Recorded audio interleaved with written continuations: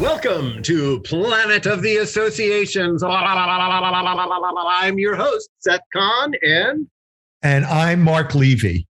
And we're glad to have you here. Mark, what are we doing here? Well, Planet of the Associations is our vlog and podcast. And what it is, it's about the association of the near future, not the distant future, not 100 years from now, but within the next 3 years. What's the association of the future going to look like? And what can we do today in order to get there? And our aesthetic, as you and I know, and our listeners know, is to go very far afield to look at interesting things exactly that are happening out there that we've experienced, and then perhaps bring them back and say, okay, so how does this apply to associations? And so today, what it is, because what we do, Seth and I, we when we get together, we talk for a few minutes about like, oh yeah, what's something, what have you been up to? What's an interesting thing that happened to you? And so this is the thing that this program is going to be about, and it's going to be about desiccated scorpions. So I'll get to that in a moment. And so last weekend, my wife and I, we live in New Hope, Pennsylvania. It's a beautiful but heavy touristy part of, it's a farm area, but we get a lot of tourists here. And so there's this place called Peddler's Village nearby. It's about a mile away, and it's all these beautiful outdoor shops, and in kind of a very rural looking environment. And so we went into a specific shop, and it was a jerky shop, as in beef jerky shop. And I looked around, and it had all these unusual, like it was an 1,800 square foot shop. And so it not only had beef jerky, it had kangaroo jerky, and it had all other kinds of things. And by the way, at the counter was a little display of about 25 or 30 desiccated scorpions. So it was a scorpion in a little blister pack. Like you would buy them one scorpion at a time. They were dead, they were dried up, but they still had their stingers, they still had their legs, and you were supposed to eat them. And I actually thought that was genius, because whether or not you would buy the scorpion or not and eat the scorpion, a beef jerky store, because jerky is all about being tough. It's about like boiling things down to the essence. It's about eating something while you're still riding in the saddle. And, there's something challenging, like daring about beef jerky. So to have scorpions in blister packs up front that you could buy, whether you'd buy them or not, just as a display, just amplified the idea of what beef jerky is about. So I thought it was amazing. So the reason why and so by the way, a little as a differentiation guy there, this idea of not everything has to sell. Some things are just great amplification of your dominant idea. So that's an interesting idea there. But the gentleman who ran the store, this guy Rich, he was very helpful and very funny. Like he ran out. My wife was trying to decide on the kind of jerky to buy, and so he ran out. And I think he said something like, "You're only allowed to ask me one question." Or something like that. He was being funny. He ran out to help her. And so because he was so friendly and funny, I said, look, I'm a business strategist. I'm not trying to get reconnaissance information or something, but like, tell me in this area, what's the most lucrative store? And he started to talk about the area, and it ends up, he said, he was so clear about things, but clear in an unusual way, not in a sales way. He said, he didn't even hesitate. He said, well, so around here, we judge being lucrative by the square footage. So there's a clothing store that may be the most lucrative because it's very, very small and they have expensive clothing there. Great store. But this store that we're in right now, the jerky store, is probably the second highest volume store in the area. And it's 1,800 square feet and so and so. And he was talking about it, and he ended up talking. He said, well, I have 3 specialty food shops here in Peddler's Village. I have the beef jerky store. I have a hot sauce store, and I have a pickle store. So the fact that he would have 3 individual stores, and then I asked him about he had another jerky store in a much more popular, well-known part of the area. And I said, what's the difference in sales between the two? And he said, 400, this store that we're standing in does 400% more than my other store. Wow. Yeah. And he was talking about it was because of parking and so forth, things like that. But the reason why I'm saying this, I said, where are you? What's your background? Because here's this guy who is this clear, friendly, serial entrepreneur, and he said, I have a background in IT. I was with an IT organization and we were bought out. A biomed company wanted one of our pieces of software and they bought us out, whatnot. And then I opened this store. And to me, it was really fascinating because the clarity that he needed, obviously, to be this IT whiz, he was putting into these stores. And he even talked about, I had told him that I had just bought a farm nearby a few months ago, which he knew, but people know my farm. And he said, well, I have another friend near here who, like you, he never farmed a day in his life. He knew nothing about a farm, but he bought a farm, or he was given a farm. I forget what. And it ended up, he started to raise these championship cows with white faces. And people would come from all around the world to buy his cows, not as beef cows, but as show cows or whatnot.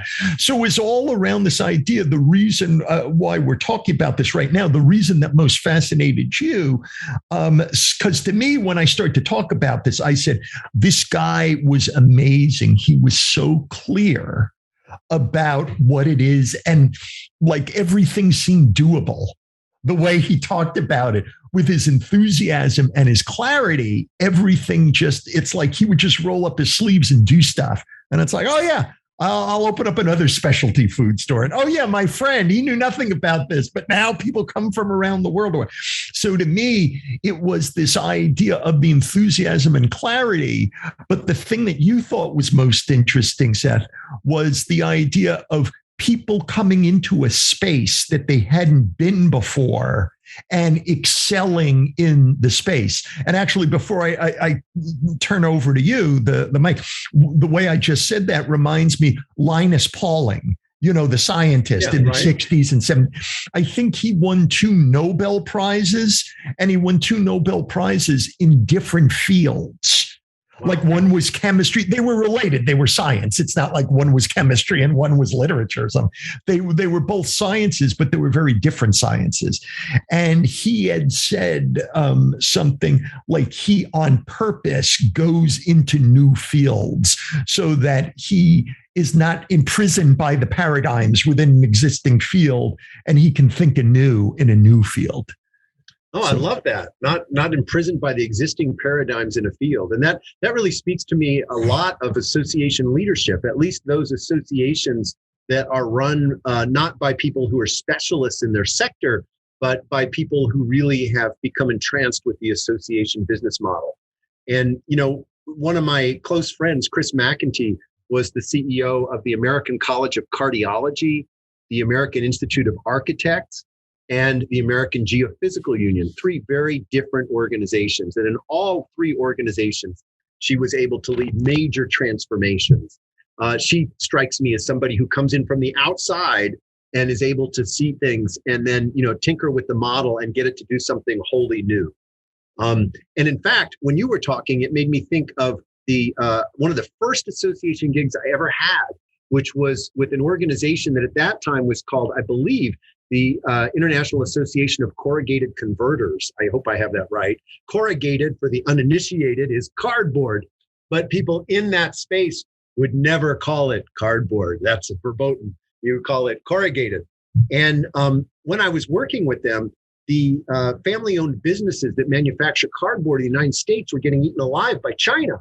What I learned, this is 20 years ago, all of the cardboard manufacturing plants in the United States operate within a radius, I forget what it was, I'm going to say 300 miles, because outside that radius, you were not able to deliver your cardboard profitably. This goes back to the days of trucks, and I guess we're still in those days, but we're getting electric trucks now, and trucks that are much more efficient. At any rate, you could draw a circle with a compass around all the manufacturing plants in the United States and see what the scope of their customer base was.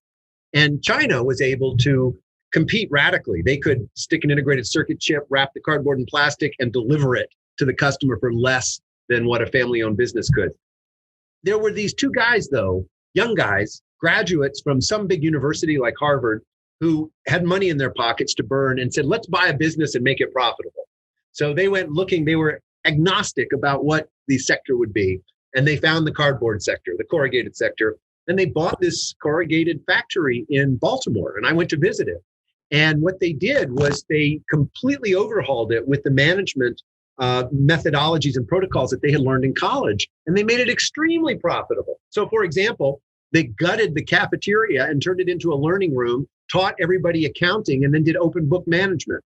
And the blue collar workers, who were mostly like guys with ponytails and tattoos wearing, Levi's, got in, educated themselves and started running that factory, and they made it profitable, and off it went to the races. So it just this idea struck me as you were talking about coming into an area kind of sideways, which so many association execs do, and then wrapping your head around the business model and really fine tuning it so that it hums. That was really what I was thinking. Right. So how do we get back to that purity of mind? Right. When we're inside a subject and we want to think about something without all the prejudices and all the conclusions that we've already drawn, like how can we generate new and kind of naive thinking that might be helpful? Well, I think that, you hit on something really important when you said your friend about the scorpions, the IT guy, right? The scorpion guy, that he measured profitability using square footage. And that was a very clean measurement as far as you were concerned. Right. And what I've seen from successful association execs is that there's one or two or three measurements that they drill into. They want to understand it. It could be membership churn. It could be the percentage of products and services and how it supports revenue. But I worked with Tony Cancelosi when he turned around the Columbia Lighthouse for the Blind here in Washington, D.C. It was an organization that was completely tanking, and it had been built on having blind people manufacture light bulbs and washcloths and sell them to the general public. And he turned it around completely. And I was on the board of directors during that turnaround, and I watched him. And one of the things he did was that he came into it with a business mindset. He was not an NGO executive director. He had run an IT company, and he knew what he wanted to measure. And the organization, when he first got there, was not set up to measure that at all. It was all obfuscated by all these different systems that were, not well understood. And he pushed those staff and built the systems that it took to create the measurement that he was looking for. And then he used that measurement as a lever to pull that organization up out of a nosedive and get it back into profitability again. So I think this idea of being really clear about what you're measuring, how do you measure profitability? How do you measure impact? I think that's key to that naivety that you're talking about. Right. What are some good rules of thumb about measurement, about picking the right measures? Because I think if you measure the wrong thing, it can drive you further away from what it is that you want to do. I mean, it seems obvious, but I've seen people do that. Of course. And I think that's key. I mean, every CEO has a different kind of sense about what's important to them and what levers work for them. It's like, and yet at the same time, there certainly is some agreement around it. It's like different pilots, they all using the same dashboard, but they really work a particular angle on the levers, the knobs, the steering column that they've got in front of them to pull it together to create their own personal style of flying. And I think CEOs are the same way. They come at it, but if you took the core measurements from a group of 100 CEOs, there'd probably be a lot of overlap, right?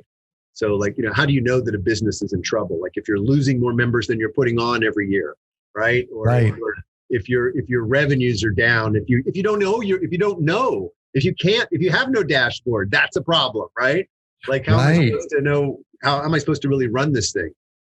So, some of the most common metrics are ones that we all think of when we think of in terms of profitability, but I think there's a lot of nuance there, because associations are not designed just to be profitable enterprises. They're designed to pull together the members of a particular sector of society and execute an agenda that they all have in common. And so the question is, how well are you doing that? And are you doing it in a way that you can fund it?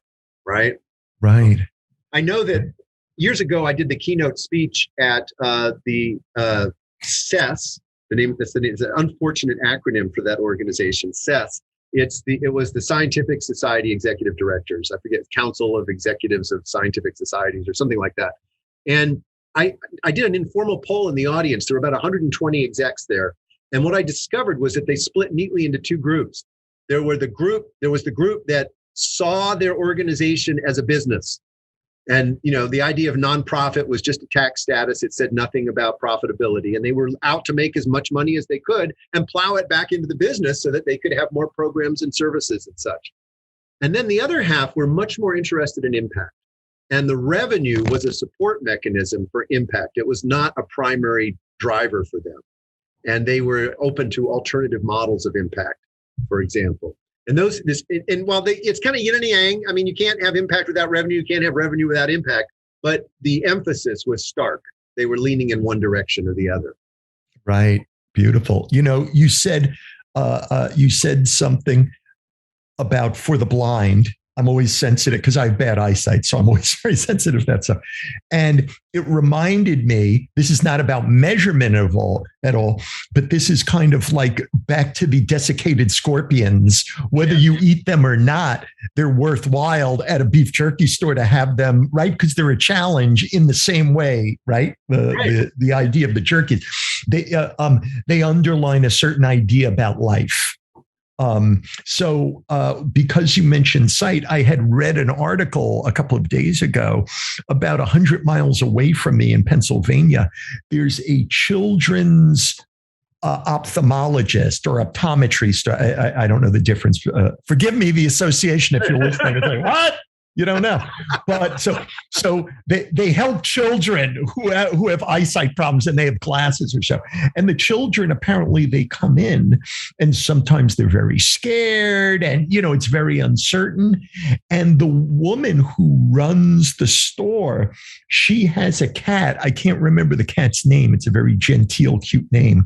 But she has this long-haired cat, and the cat has 20 different pairs of eyeglasses.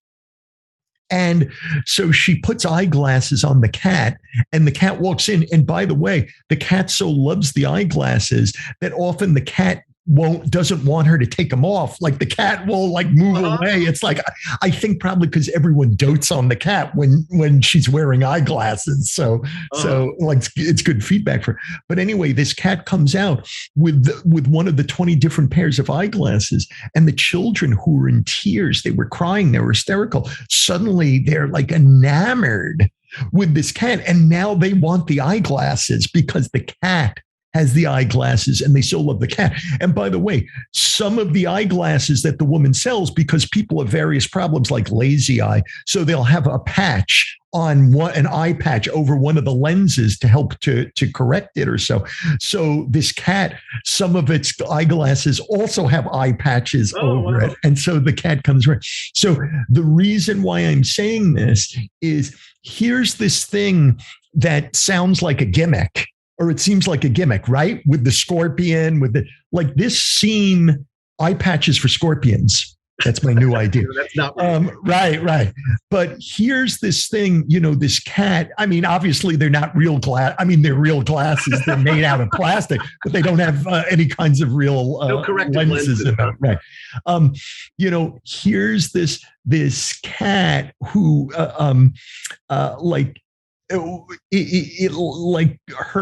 her in the store may seem like something of a gimmick, but here she helps the children acclimate better to something that's necessary to happen. And here we are reading about it on websites with millions and millions of people.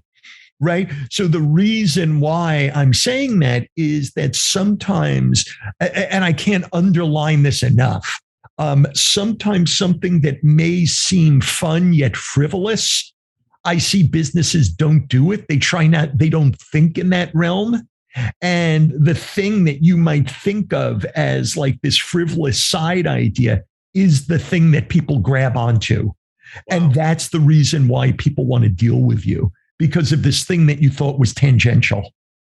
Well, that's what we're going to talk about on our next show: fun, frivolity, and the essential nature of such things in businesses today. So I'm Seth Kahn. And I'm Mark Levy, and this is Planet of the Associations. We will see you soon. See you soon.